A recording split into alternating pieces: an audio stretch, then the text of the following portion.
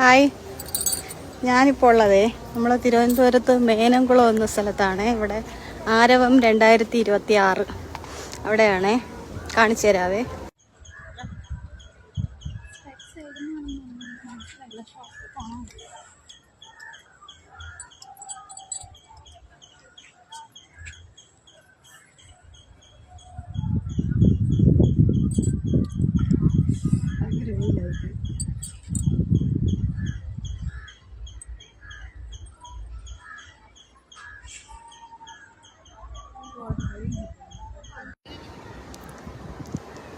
ഇവിടെ കുറച്ചധികം പൂക്കളുണ്ട് കേട്ടോ. അടിപൊളിയാണ് കാണാൻ വേണ്ടി.